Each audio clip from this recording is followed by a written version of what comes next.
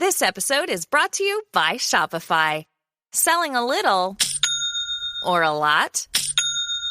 Do your thing however you cha-ching with Shopify, the global commerce platform that helps you sell at every stage of your business. Shopify helps you turn browsers into buyers with the internet's best converting checkout. 36% better on average compared to other leading commerce platforms. Get a $1 per month trial period at shopify.com/offer23. 'Tis the season to shine with H&M. Discover the holiday collection and find fashionable pieces for your wardrobe or for under the tree. Get inspired and dazzle with this year's glam. From tuxedo styles, bow detailed pieces, impressive prints, and more. From unforgettable looks to unforgettable gifts. With fashion finds to home decor, find it all at H&M. Treat your loved ones and yourself this season. Shop in-store or at hm.com. This episode is brought to you by Shopify. Selling a little or a lot? Do your thing however you cha-ching with Shopify, the global commerce platform that helps you sell at every stage of your business. Shopify helps you turn browsers into buyers with the internet's best converting checkout. 36% better on average compared to other leading commerce platforms. Get a $1 per month trial period at shopify.com/offer23. 'Tis the season to shine with H&M. Discover the holiday collection and find fashionable pieces for your wardrobe or for under the tree. Get inspired and dazzle with this year's glam. From tuxedo styles, bow detailed pieces, impressive prints, and more. From unforgettable looks to unforgettable gifts. With fashion finds to home decor, find it all at H&M. Treat your loved ones and yourself this season. Shop in-store or at hm.com. Hey, I'm Ryan Reynolds, owner of Mint Mobile, with a message for everyone paying big wireless way too much. Please, for the love of everything good in this world, stop. With Mint, you can get premium wireless for just $15 a month. Of course, if you enjoy overpaying, no judgments, but that's weird. Okay, one judgment. Anyway, give it a try at mintmobile.com/switch. New activation and upfront payment for 3-month plan required. Taxes and fees extra. Additional restrictions apply. See mintmobile.com for full terms. 'Tis the season to shine with H&M. Discover the holiday collection and find fashionable pieces for your wardrobe or for under the tree. Get inspired and dazzle with this year's glam. From tuxedo styles, bow detailed pieces, impressive prints, and more. From unforgettable looks to unforgettable gifts. With fashion finds to home decor, find it all at H&M. Treat your loved ones and yourself this season. Shop in-store or at hm.com. Is that you guys are on the same team. You're the only members of that team. Yeah. It's you two against the world. Mm-hmm. You have in your hands the ability to be happy together and to have everything that you want, but you have to begin with small steps, each of you working on your own issues and what you bring to the table.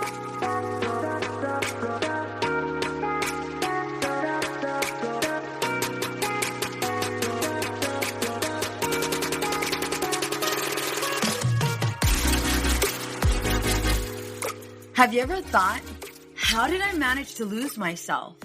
Being a mom is so hard, especially when we're feeling stressed and disconnected. We exhaust ourselves trying to create this perfect life for our family.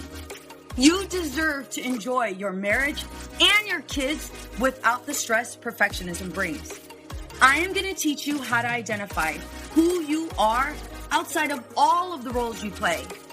Hi, I'm Veronica Cisneros. I'm a wife, mother of 3, and a licensed marriage and family therapist. I am on a mission to teach women just like you how to become empowered and unapologetic. Welcome to our Girl Gang. Hey ladies, welcome to Empowered and Unapologetic. I'm your host, Veronica Cisneros.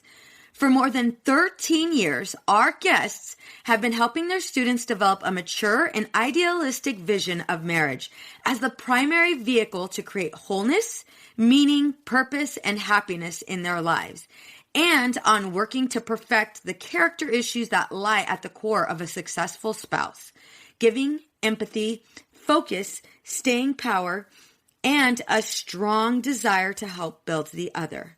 Their work combines practical and mystical Jewish wisdom with modern theory and techniques, and with experience accrued through years of real-world implementation and practice. So please help me by welcoming Peter and Tod.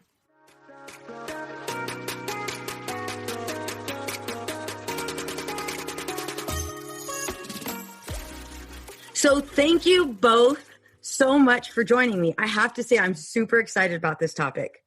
Well, thank you for having us. Thank you so much for having us. Really appreciate it. Absolutely. Okay, so I have to ask, how did you guys, and I already know, but they don't know, I have to ask, how did you guys become marriage experts? So maybe I'll jump in here for a second. So Peter and I have worked together in an institute in Jerusalem that I co-founded about 16 years ago. And we have kind of best and brightest young people who are coming.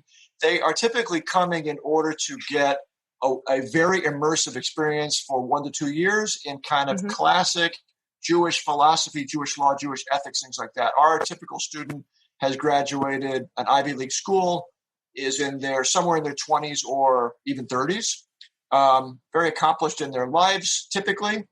And then one thing we tend to find is that over time, as we get to know them, as we're counseling them in all kinds of issues about life and career and everything else, almost to a person, we find that our students are woefully unprepared for something called marriage. Oh, amen. At the same time that they say that it's the most important thing that they look forward to in their lives, which is kind of, and we discovered that it's a very typical thing. Even the most educated, prepared people for all aspects of their lives, when it comes to their marriage, they don't know the first thing about it. They may have never seen a good one. They certainly have had no formal training.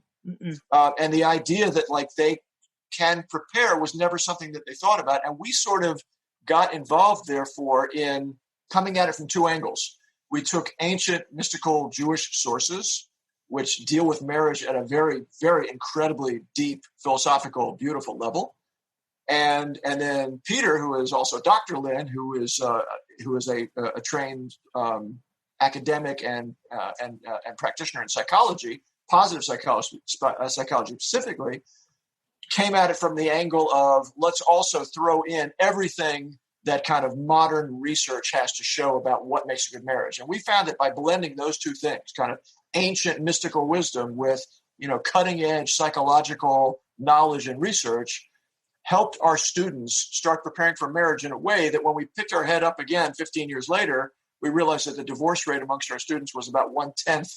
That's 1/10 of the national average in the United States.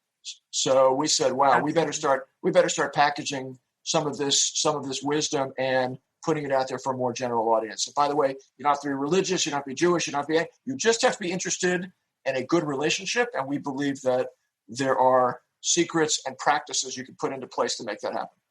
Absolutely. So being a marriage and family therapist myself, I run into the same thing. One question I often ask, and I'd like to get more of your information, but I just kind of, when I was reading your book, I was listening, I was reading it and I was like, oh my gosh, this is so spot on. Here's why. The first thing I ask my couples when they meet with me is, if your mom, and I'm looking at the wife, if your mom and his dad, if your guys' parents were married, what would the marriage look like? And then if your dad, looking at the wife, and his mom were married, what would the marriage look like? And then like, oh my God, it would be a mess, a complete mess. They'd get a divorce. There's no way my mom would put up with your dad's stuff. And there's no way, well, I guess my dad might put up with your mom, but then he'd get tired of it and he'd undercover cheat on her. And it's like, okay, so now that we've established that, what makes you think that your relationship is going to work? Like, what makes you think that you've been trained to go and make this happen? And it's not your fault. It's generation upon generation of unhealthy marriages that nobody's really sat down and talked to you about because they didn't know. They just kind of flew by the seat of their pants and just said, let's go. Yeah, right. Is that what you guys are finding? We find that, like Todd was saying, is that, when it comes to our professional lives, you go to high school, college, you get a master's degree, you go to some boot camp, and then that's just getting the job. now once you get the job, you are doing training seminars, you're trying to move up the ladder, you're learning new skills. And when it comes to the most important area of our life, when it comes to marriage, it's just, well, let's see what happens. Yeah. And then the bigger problem happens is that unfortunately we have this paradigm that, well, if the marriage is meant to be, if this is the one, there will be no issues. Yeah. So now the person is married, and now they get an issue, and they say, "Well, I guess not the right person, not the one, not the one." And one of the things that we always speak about, and we talk about a lot in the book, and it's really a paradigm which allows a person to have a healthy shot at a great marriage, is the fact that great marriages are built; they don't just happen. Yeah. And if people aren't willing to put in quality and quantity of time in order to make their marriage amazing, I don't care how great the two of you are as individuals, this thing doesn't have a chance. Not at all. Not at all. I agree 1,000%. And here's why. I don't know if you guys know, but my husband and I, we were 1 month away from divorce. Like 1 month. Court papers were filed. We had our court date. Our court date was 1 month away. And we reconciled. We went to therapy, which did help. However, our therapist wasn't at the level where she was focused on helping us identify who we were outside of the marriage and helping us become independent. We were so codependent. It was ridiculous. And he and I did our own work where we were independent, both independent, so that way we can be interdependent. And that's really what saved our marriage, is me figuring out who I was and who I wasn't, and then being able to accept him for who he was and who he wasn't. And so you mentioned here, without the paradigm in place, it's almost impossible to have a great marriage. With these paradigms in place, it's almost impossible to fail. Who wants to take that? Because that was, I was like, holy moly, I can't wait to interview these two. Okay, I'll step into the waters here. We think that there are really three paradigms without which it's very, very, very difficult to make a marriage work, because people just work with the wrong ideas, as both you and Peter have talked about. The first thing is that if you ask me if I want to be a lawyer, a doctor, an actor, and you ask me, what does a successful lawyer, doctor, actor look like? What's a successful career look like? How do you, what are the ways to get there? What's the training? I can tell you spot on exactly what is a successful person, whatever that chosen profession is. If you ask me, what does a great marriage look like? At best, I'm going to have some sort of a fantasy vision of, he's, I'm the queen and he's the king, and, and like, everything's so easy and everything's so romantic, which we all, anybody who's been married more than 10 minutes knows that that may be part of a good marriage, by the way, but that's not the essence of marriage. So the first paradigm we try to define is, how do you define a marriage? Yes. And obviously, if you look up a legal definition, it's not very helpful. Not at all. So what we have portrayed a marriage is this is my complete commitment to giving that other person, my spouse, the life that they want and are entitled to and should have. And that means my commitment to being there for that person through thick and thin, my willingness to give them the space to become the greatest person they become, and the promise that they will be the center of my concern and the center of my energy and the center of my input. That it's not about what can I get out of it, it's much more about what can I put into it to give you the life that you deserve. And by the way, when the spouse feels the same way about me, you have two people investing in each other's happiness, well-being, intimacy, security, and that's a very, very powerful, virtuous cycle that gets put into place at that point. So that's kind of paradigm number one. So I'm having a little bit of reservations, and I want to make sure I get clarity, because if I'm having it, I know my listeners are having it. So one thing I stress on is you can't compromise yourself. And someone can hear that and say, oh, I need to go ahead and be everything my husband needs to be. and they lose themselves, because that's the idea. We see what we see on social media, and it's like, that's the perfect marriage. And then we see what our parents did. My mom gave everything to my dad, and I fell in that and resented my husband. We've been now married going on 21 years. But in the beginning, I resented my husband because it's like, I'm giving you everything and I'm not getting anything. Right. Even though he gave it to me the way he knew how. And so when I hear that, it's like, okay, ladies, you have to compromise yourself. You have to be everything he needs you to be, which is not what you're saying. Can you please clarify? Yeah, and I want to be clear. This is not about becoming a martyr or becoming a doormat. It is about becoming, instead of self-centered, you can become other-centered, and in that process, you can become the biggest, best version of yourself. There's a concept in Jewish thinking, which is that the more responsibility I take, the more things I put on my shoulders, the bigger I become, the bigger my stature becomes. The most tiny people are people who are only about and in it for themselves. And when I can develop myself, by the way, if I'm going to really be a great spouse, and I'm going to be able to put my wife at the center of my concern and the center of my love, and commit to giving her my very best self, well, that requires me to do a lot of work on myself to make my character better. Bingo, right there. I have to do a lot of work on myself and figure out who I am, so that I'm not dependent on my husband. You got it. To go ahead and build confidence, build, this level of worthiness. That's right. Have it. It's here. He's here, and I'm here because I want to be with him, not because I'm dependent on him. I love that. Love that. Let me jump. Second paradigm we basically say is, and I think Peter really hit on this, is that great marriages don't. We talk about people. You ask a person, what are you hoping to happen? I hope to fall in love. Amen. Now, falling in love. Now, it sounds very nice, and we all know that those great. initial. Yeah, it's beautiful. I mean, especially beautiful. those first few. Yeah, the first few weeks are amazing. But when I talk about falling in love, it's all passive. It's not about what I'm doing and putting into it. No. And and the classic movie is boy meets girl, boy loses girl. They struggle, this, that. They overcome the odds. In the end, once again they fall into each other's arms. The curtain comes down. Yeah. But anybody who's been married knows that the marriage begins when the curtain comes up the next day.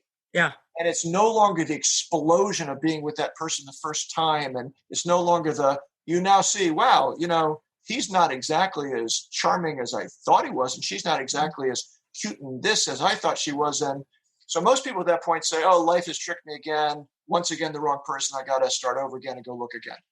Marriage begins when I say to myself, and my spouse agrees with me, we got into this. We were given a free gift of, so to speak, falling in love, finding each other, having that explosion. But now we have to build something together, and we have to make that happen. And we have to put energy into it, and focus and time and concern about the other. So great marriages are built. They don't just happen. That's paradigm number 2. And the third paradigm is that, and this is something that it's an incredible, I think, incredible insight. If you ask the average person, what causes you to love your spouse? Mm-hmm. So I think a lot of people kind of, whether they'll say it or not, they'll say, well, my spouse gives enough to me, cooks for me, is intimate with me, takes care of my needs, then I'll love that. I'll love that person. Yeah. But then you look at real life and you say, well, 1 second, why does a person love their plant or their cat or their dog or the house they built? Or why does my kid love the Legos that they built? And the answer is because they put themselves into that. They invested of themselves into that thing outside themselves. Why do parents love children more than children love their parents generally? Because parents give. And you know what? The big aha is you love where you give, not where you get. And therefore, if somebody feels, I don't love my spouse, our first piece of advice to that person is start giving to them. Start investing in them. Start spending time with them. Start spending some money on them. Start spending some energy on them. And you will come to care about and love that person because you'll see yourself and you'll invest yourself in that person. And that will begin to open up a whole channel of feeling for that person, just like the plant, the cat, the dog, but here obviously in the most critical part of your life. Okay, I've said too much. I want to hand it over back to you, to Peter. So whoever wants to take this, your last one, give more. Okay, so right away, this is what I'm hearing because I work with women. Right away, I hear, girl, You don't even know. I give him everything. Clean his house. I cook for him. The man puts dirty laundry right next to the hamper. Doesn't even put it in the hamper. He puts it right next to the hamper. Yeah. So when you say give, I am giving. He gives me nothing. Okay. And I have my own opinion about that. And my own opinion is, okay, so this is something you've created. You've created this dance. You've created this beautiful dance. Who picks up the stuff right next to the hamper? Well, I do, because I can't stand to look at it one more day. Well, then what are you teaching your husband? You're going to pick it up. You're going to pick it up. The same thing with dirty dishes. Veronica, you don't understand. If I leave those dishes in there, they will stay in there for months. Try it. Try it. You don't want to do the dishes? Don't do the dishes. If he said he was going to do them, let him do it. It's not on your time, though. It's going to be on his time. Had one of my clients practice this. And I swear to you, she was going to kill me because it had gone 2 weeks and she's like, Veronica, it's 2 weeks. And my husband bought paper plates. He bought paper plates. So he knows these dishes need to be done. He's aware.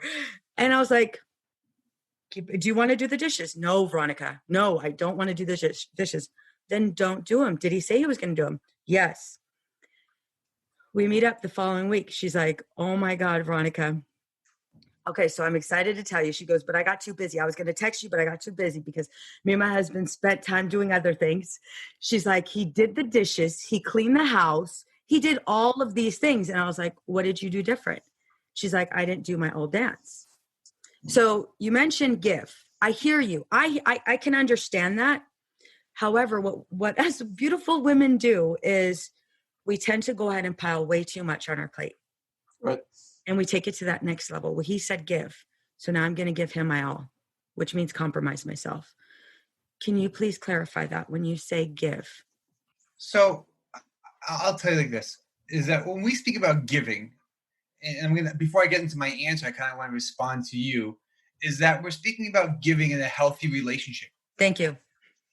And unfortunately, what happens a lot of times is there are a lot of unhealthy patterns in relationships that can go on for years. Yes. And without people like yourselves to be able to help couples that are stuck in these unhealthy patterns, well, then everything I'm about to say isn't going to make sense at all. And it's really important, that's why we always speak about the idea that, like we were saying before, great marriages are built, meaning we can't do this whole thing called let's build this amazing relationship by ourselves. We don't do anything by ourselves. I didn't train myself to be a psychologist by myself. No, so why would I train myself to build an amazing marriage by myself? Let me listen to podcasts and seminars, and let's go for therapy in a proactive way. Not just when things are going wrong, but how to make things go better how to make things go more right.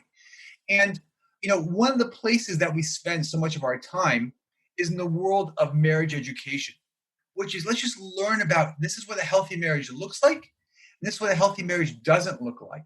Yeah. So what you are dealing with probably nonstop is so many unhealthy patterns that have been set up in the marriage. So many things that have been going on for years that are just a part of the DNA of how this relationship functions. And when you have that happening, if there's no intervention to say, whoa, let's kind of recalibrate here. Let's educate ourselves as far as what a healthy marriage does, it looks like, then it's very difficult. We feel that people have said to us, like, why do you need another marriage book? There's like 10 trillion marriage books out there.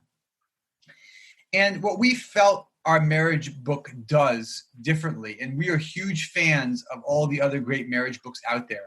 I'll be the first to give those books to couples I work with, to students. But we felt what our marriage book does is basically deal with two fundamental questions, which is number one, let's define what a marriage is. It's not just a regular friendship. It's not just me getting a job.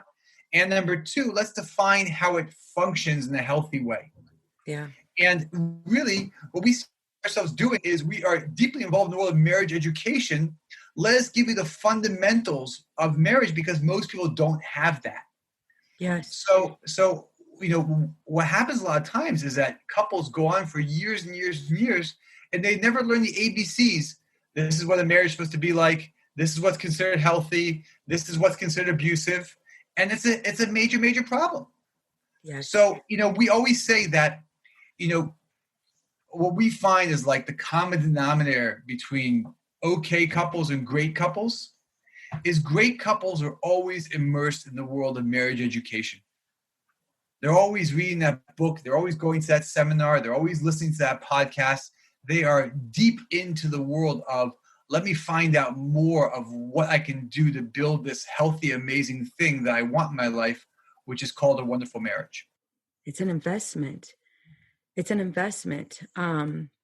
One thing that I hear, and I'd like to get your guys' input on this, is, you know what? No, I'm gonna take it a different route. The other night, I had my friends over, and just so happened to be working on a course for marriage, and they were telling me, okay, but what if this happens? And what if this happens? Then what do you do? Willie, my husband, he cooks, he cleans, he does all of those things, not because I want him to do all of those things, because he enjoys doing them. Where early stages of our marriage, I cooked, I cleaned. However, our roles have somewhat changed. He retired from the Marine Corps. His work is less demanding, where my work is so much more demanding between my group practice and Empowered and Unapologetic. And so we've had conversations, we've had talks, we've had arguments about these things and how we were going to go ahead and make this work, because we have 3 girls. And it's like, okay, well, just give me the answer. That's what I'm hearing. Just give me the answer. How did you get there? Well, how I got there was letting go of what I thought a marriage needed to look like, because what I found out was that was a complete lie. It was a complete lie, because I was heading towards perfection, which didn't exist. And I had to grieve that loss. I really did. I had to grieve it, because I believed that wholeheartedly that I was going to find my Prince Charming. And I think that's where we get all mixed up, right? And I'm not sure if you guys run into this, but it's like, Veronica, just give me the answer. And Dr. Lynn, you just said it right now with, you have to establish a healthy marriage first, because what I'm about to say is not going to make sense if you don't have that established. Because it's like, okay, well, I get it. It's a healthy marriage. Awesome. But like, okay, so how do I fix this? And it's like, no, you're not listening. You're really not listening. The healthy marriage begins with you. It begins with you identifying who you are. And I keep going back to that. So how do you, I know how I challenge that resistance. How do you challenge that resistance where people, your clients might be so stuck in that, well, just tell me what to do. Do I need to wake up so much, earlier? Okay, so I left the dishes for 2 weeks. Now what? What's the next step? Because that's what I'm noticing that people are wanting is, I just want the answer. Yeah, I mean, one of the things that all of the classic sources that, for example, I teach students literally on a daily basis. I have nightly classes that I give 15, 20 minutes on marriage, using very, very old classic sources, which people find to be incredibly liberating. And one of the amazing things about all those sources is that they basically say, if you want to understand how to have a good marriage, don't think that what we're going to do is give you 25,000 scenarios and tell you the right way to respond in each scenario. Oh, thank you so much for saying that. Yes, thank you. It's impossible. We don't have to become computers of memorization of every single possible, if she does this, I say that. No, what you have to know is that one of the things that lies at the core of a marriage is working on your own character. Yeah. And now in any given marriage, listen, we have a chapter. The way our book is set up, we have the first half of the book is nothing other than kind of the theory, big picture, deep vision. What's love? What's marriage? What's male? What's female? How do these things come together? The second half of the book is literally practical implementations of how to get there, kind of like the PDF, the manual, if you will, holding your hand of 4 different pillars of how to give in the context of your marriage in a healthy way and bring about change and happiness in your marriage. One of the chapters there that we think is actually probably the most important chapter, maybe the most important part of the book altogether, it's called "It All Depends on Me." Mm-hmm. Now, again, that doesn't mean everything's got to be done in the marriage, I got to do, and whatever dishes have to be done. No, it doesn't mean that at all. It does mean that if I, instead of waiting for my spouse to change, begin looking at myself and saying, what do I bring to this marriage? What do I bring to this relationship that's a function of my own character? That's a function of some of my core issues that I never dealt with. Because we all know that most of us have one or two core difficult issues that we bring to the table. So it might be selfishness, it might be anger, it might be whatever the issue might be. But let's say it's an anger problem. So anger problems are very corrosive. They tend to come out in all of our relationships. We tend to control them pretty well in the workplace, by the way, because there the consequences are immediate. If I'm an angry, screaming person at work, unless I'm the boss who owns a company, I will get fired, I'll get reprimanded, I'll get demoted, I'll get whatever it is. Sure. But in marriage, wow, I feel like I can let my guard down. I can just be who I am. I can let it all hang out. I can be as angry as I want at home because I'm the tyrant at the home. But when a person says, if I want, by the way, both people have to want something to happen. At least one of them really, they'll never want the same amount, but someone's got to want to bring change. But if a person, instead of waiting for the spouse to change, says, 1 second, I want to figure out something that I'm bringing that's negative in my marriage. By the way, it could be that I do the dishes and I do X, Y, and Z, but it could be that I nag. It could be that I'm angry. It could be that I'm a bit selfish. It could be that I'm not kind. If I can start working on my core issue, and I really start working on it, almost like forget about my spouse right now. Yep. I'm going to work on my anger problem. And I'm going to, as Peter said, I'm going to get books on it. I'm going to podcast. I'm going to go to therapy. I'm going to. My spouse is going to say, what's going on here? I just came in. I see a whole bunch of books on your bedside and wow. And you go, I'm working on my anger problem. 9 times out of 10, first of all, they may be a little bit suspicious and a little bit, really, what do you want from me from this? But if someone begins to see, if your spouse begins to see that you are truly working on yourself in a way that has a spillover effect in a positive way in the marriage, 9 times out of 10, if your spouse is not a totally dysfunctional person, they're going to say, wow, that is so inspiring. I wonder what I bring to the table. That's a little bit. Now I happen to agree with you, by the way, that a lot of the times the selfishness and the insensitivity lies on the male side. I happen to agree with you that. It's happening. I have to comment on that. Oh, go ahead. Sorry. I just want to say, but many women don't realize what they bring to the table in response to that, which can, instead of fixing the husband, can push him further away. Thank you. So it's just the beginning of a discussion. I love that you said that, because this is another question I often get. If I work on myself, will I still want to be in this marriage? And it's like, I want you to ask, they'll ask me that. And it's like, I'm going to challenge you. Answer that question. Listen to what you just told me. If I work on myself, will I still want to be in this marriage? For one, you're blaming him for being however dysfunctional you are, which is unfair to him. And then the second thing is you're using that as an excuse not to work on yourself. Like, girl, no. How long? Let's talk about your career choices. Are you happy with where you're at in your career? Well, no. Let's talk about your life. Are you happy with where you're at in your life outside of your marriage? Well, I don't even know who I am. There's a pattern. There is a pattern. And you're using all of those things to go ahead and refrain from pursuing it. So start working on yourself. And I agree with you 100%. The minute I started working on myself, me personally, the minute I started working on myself, there was something crazy that happened in me and my husband's relationship. Mind you, we were on the verge of divorce. So it wasn't happening. We're a month away. It just wasn't going to work. And when I started to work on my marriage or on myself, let me make sure I say that again. When I started to work on myself, the change in my husband was substantial, because there was this level of being intrigued. And there was this level of confidence that I had. I knew what I was worth, not because he told me, not because he thought I was sexy, not because he thought I was beautiful, because I knew I was beautiful. I knew I was sexy. And my husband started to go ahead and do his own work little by little. So my answer to a woman when she tells me that is, you're going to learn so much about yourself, and you're going to see your husband in a completely different light, because now you're going to accept him for who he is and who he's not. Right? Do you guys find that with your work?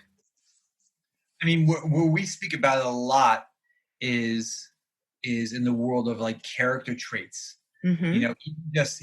You're speaking about, more of who am I as far as what am I outside of the marriage, which is awesome to speak about. What we speak about in the book specifically is that what we find is that the issues I deal with in my life, what's going to end up happening is I'm going to, let's say Todd said this anger issue. If I have an anger issue everywhere in my life, you bet that anger issue is going to become way more alive in my marriage. And what we just find is that when it comes to, let's say, character traits, the more people take responsibility for their character traits that are negative, and they say, I'm going to own it, I'm going to work on it, I'm going to change it, then all of a sudden, not only do you see ramifications in your professional life and other places, because you're no longer the guy yelling at everyone at work, you're no longer frustrated in traffic, you're no longer yelling at everyone in your community, but where it really comes alive is all of a sudden you are a different husband to be around. You're a different spouse to be around. Yes. And what we find is the impact, so many times what happens is when, you deal with couples is the first thing they're going to do is point the finger at, this is what's wrong with the other person. Absolutely. And the premise is that if the other person if they were different, then the marriage would be different. Yeah. And what we try and do instantly is say, whoa, forget the marriage here. Forget the other person. Let's work with you as an individual. Yes. And what we find is when we get individuals to take responsibility for their character traits specifically, that when you have two individuals by themselves working on their character traits and taking really one of those main character traits and owning it, the impact in the marriage is just absolutely awesome. Absolutely. Well, I think in so many ways you learn to like yourself and you learn to love yourself, because that character trait is no longer interfering with your ability to connect. You're able to go ahead and connect on a deeper emotional level because you don't have that barrier, that wall, because you weren't taught how. And I find that a lot too, is I wasn't taught how to love. And so I was taught how to be angry. And, educating them on, well, anger is a secondary emotion. What's really underneath that? What I find is it's pain. And so they try to go ahead and block out the world because they don't know how to deal with rejection. They don't know how to deal with that level of pain. So they'll switch it to anger. I love that you just said that. I agree 100%. Hey ladies, I've been anxiously awaiting to release this new workbook that I have created just for you. It's called 5 Mistakes to Avoid for a Healthy Marriage, Tips from a Therapist. It's 100% free, and you are going to learn so much from this workbook as it's loaded with information. I will give you practical advice and easy-to-use strategies to apply right away. You all know I'm a huge advocate for you mamas, and I am on a mission to help you experience true connection in your marriage and stress-free living. We are setting our marriages up for success in the year 2021, but it starts with you first. You will find this freebie here on your show notes or empoweredandunapologetic.com/episode 46. This is a workbook we will do together weekly starting next Monday on January 11th. I will break down each question and give you my honest answers and tips. I am so looking forward to being a part of your journey and doing this together. You will also have a Facebook community which will give you complete support. I will be on there live every single week answering your questions. Ladies, there's no holding back nor excuses. It's something you've been dying to try and you're ready to do. So let's go. Let's do it together. 100%. Your book is absolutely amazing. We're going to do more than this. I'm just going to say we're totally going to do more than this. I'm going to have you on for another reason. We'll get to that. But so if there was a couple right here, right now, and you were hearing these words, the woman saying, you know what, no matter what I do, he's never happy and he's emotionally cut off, because I hear that a lot too. He's emotionally cut off. And the husband is looking at her and saying, I don't know what to do anymore. I have no idea what to do anymore. I'm done. She keeps on complaining. She tells me to do this. I do it. She tells me I don't do it right. She tells me to go ahead and take over our finances. I do it. I skip a bill, not on purpose. And then she gets mad. So she's going to do it anyway. And she's going to tell me how wrong I am.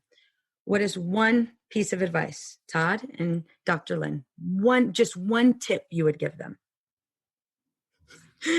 I don't know, Todd, if you're holding in laughter or you're really. No. I'm thinking about your question. Because these are like real life. It's happening. The first thing I'm going to ask them is, are they willing to change to make this relationship work? If the answer is no, I'm out. I'm done. I have no energy. Now, that doesn't mean it's necessarily over. Yeah, because it may be that one side will say, I'm going to fight for this, irrespective of what you do. I'm going to build myself. I'm going to make myself the best version of the person I am. I'm going to work on myself, and let's see what happens with you. Of course. If there will, but if both sides are basically, if they both basically hate each other by that point, there are marriages that should get divorced. There are marriages that should end in divorce. Yes.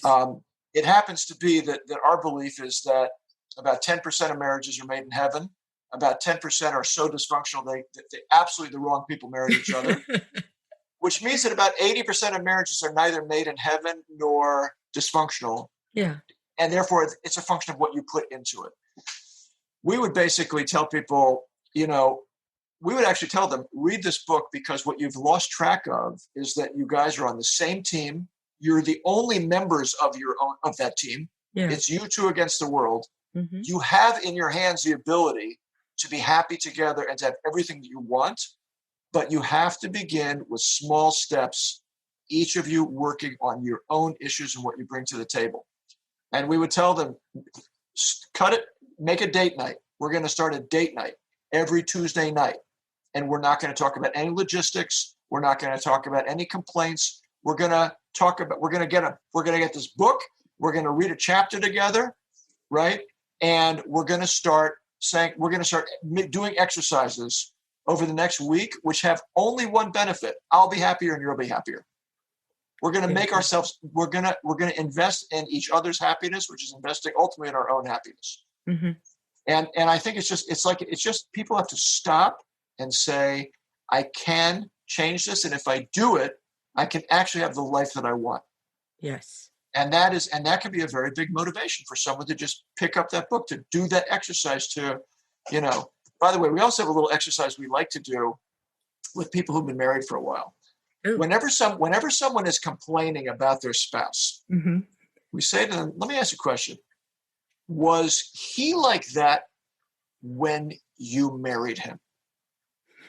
He's like this. He's so selfish. He's so mean. He's so. I love that you're asking this question. And the answer is well. And we say to them, because if he was, why did you marry him? Amen. Or you married him despite that. You married him despite the fact that he's. So they'll say, no. He was so different. They'll ask them. So, is it possible that your behavior helped create that monster he's become or she's become? By the way. Just a question. And that's kind of a disarming question. The other question we'll ask them is, okay, take a look at yourself right now. Mm-hmm. How do you look? How are you dressed? How do you think? How do you feel? And ask yourself, how were you when you were dating? How careful were you about how you looked, how you smelled, how groomed you were? How we'll ask a man, when you met her, did you plop down on the couch, throw your socks on the floor, put your feet up, grab a beer, watch TV, ignore her? When she was talking to you, you grabbed your phone and you started texting? That's the male version of that. There's the woman's version of that also. And you say to yourself, look at yourself right now and look at yourself back then. Mm-hmm. How did you allow yourself to change so much? Yes. Because otherwise, you gave a false image of who you were, and this person bought into it, and you've abandoned it now. You've just given up the fight, and look what you've become. Absolutely. So we just find that these are two ways of like jolting people into reality and making them realize that they have been contributors to the downfall, the collapse, the unhappiness in their marriage. Now, they still have to take responsibility to say, let's do something about it. And as long as there's a little bit of reserve left, a little bit of love left, a little bit of memory left, a little bit of commitment left, we've seen marriages that were on their backs come back to life. When even one of them kickstarts it and the other one begins to respond, we've seen that happen. Awesome. All right. Dr. Lynn, what would you tell this couple? One piece of advice. I think that I don't know if I have advice for them, but my question would be, thank you, similar to Todd, which is, are you willing to put the time and effort in order to make this actually great? And as you said, most people want the quick. Okay, tell me what to do. Tell me this. Tell me that. And we live in the world of quick fixes. Yes. We live in the world of, when something gets old, we chuck it out. And if a couple's not willing to say, yes, I'm willing to put the time, effort, and energy, I can't tell you how many times, I've given a couple, okay, I want you to, to join this online seminar. And it takes them like 6 months to like join the forever. Seminar. Shows what? It's not that important. So don't come to me crying in my office that your marriage is falling apart and this is the most important thing to you.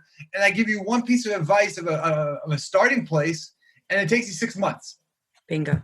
Okay. Bingo. So that's a sign that what? Not that important. So if a couple can't answer that, then it's not going to happen. If a couple says, listen, we're willing to do what it takes in order to make this great. Right now, it stinks. Yeah.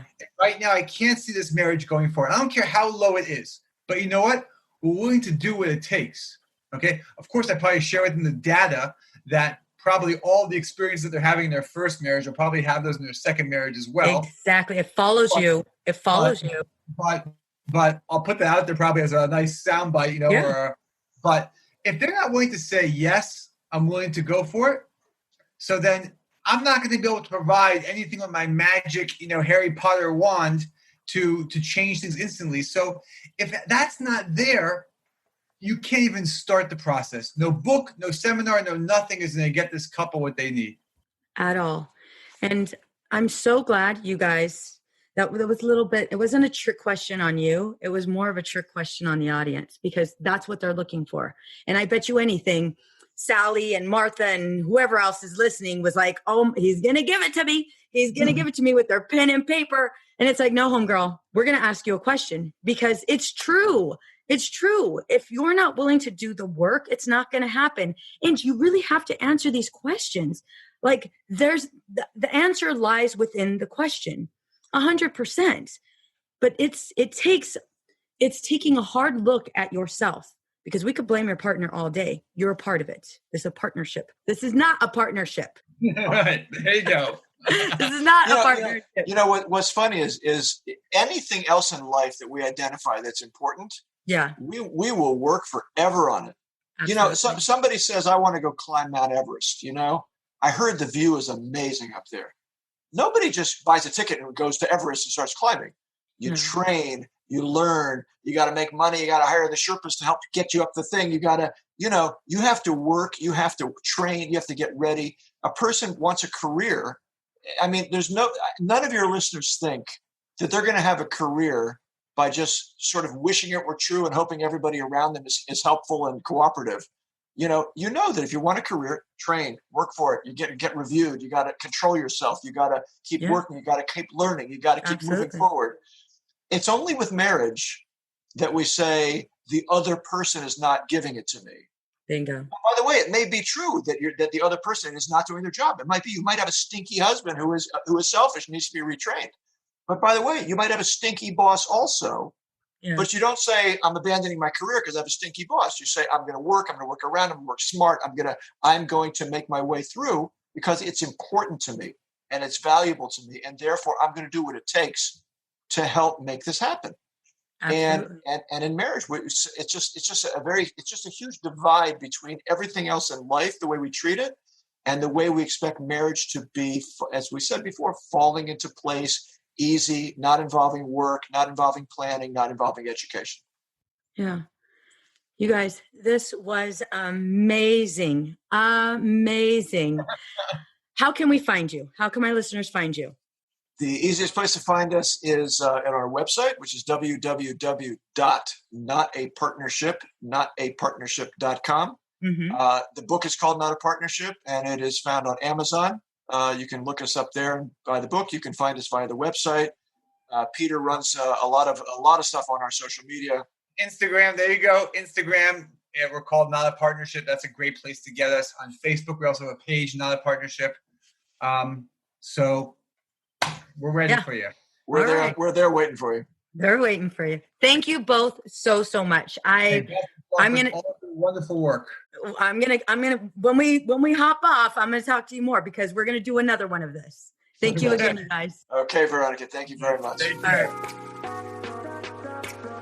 Empowered and Unapologetic is part of the Practice of the Practice Podcast Network, a family of podcasts that change the world.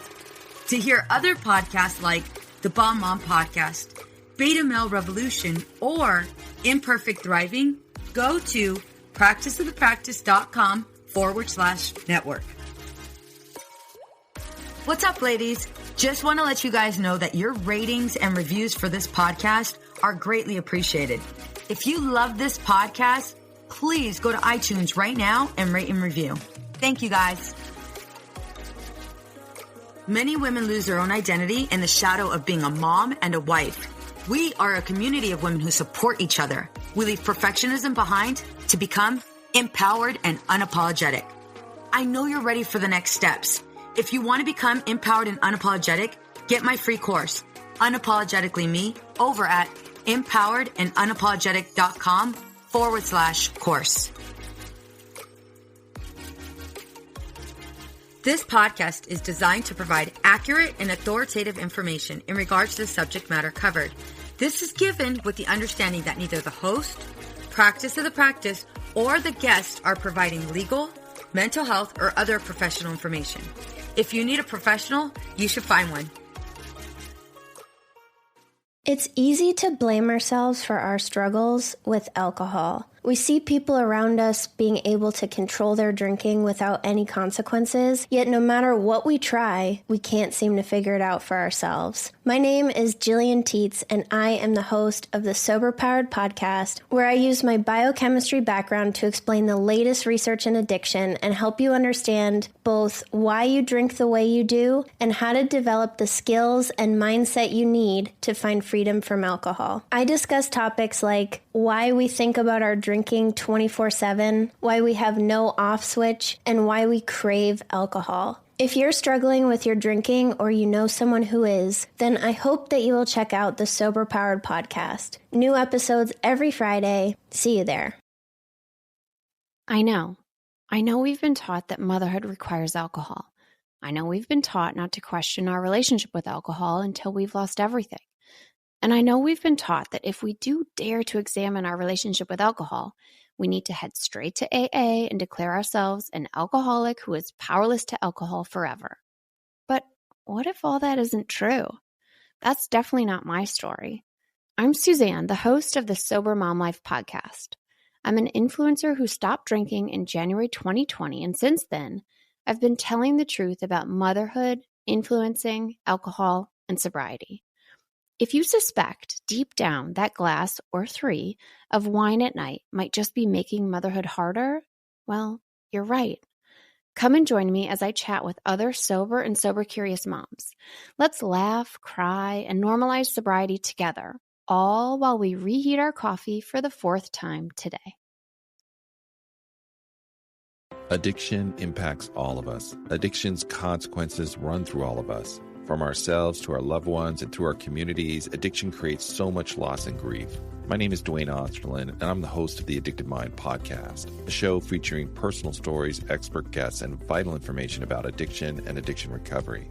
We'll talk with leading treatment providers to discuss the latest research and treatment options for this devastating disease and advocate for mental health awareness. We discuss topics like the importance of creating a community of support to helping loved ones to some of the latest research on psychedelic medicines. The Addicted Mind podcast has been about creating hope, listening to stories of many amazing people that have overcome addiction and are thriving. If you or a loved one is struggling with addiction, subscribe to the Addicted Mind podcast wherever you get your podcasts or check out theaddictedmind.com. New episodes every Monday. See you there.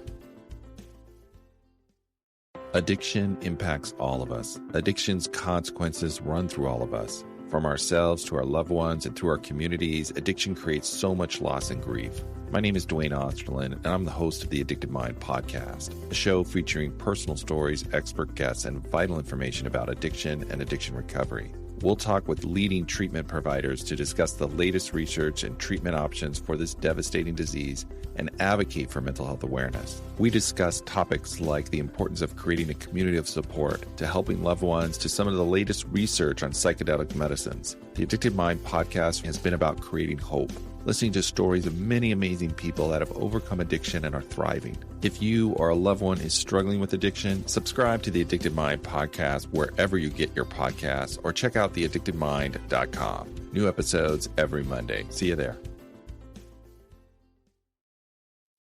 I know we've been taught that motherhood requires alcohol. I know we've been taught not to question our relationship with alcohol until we've lost everything.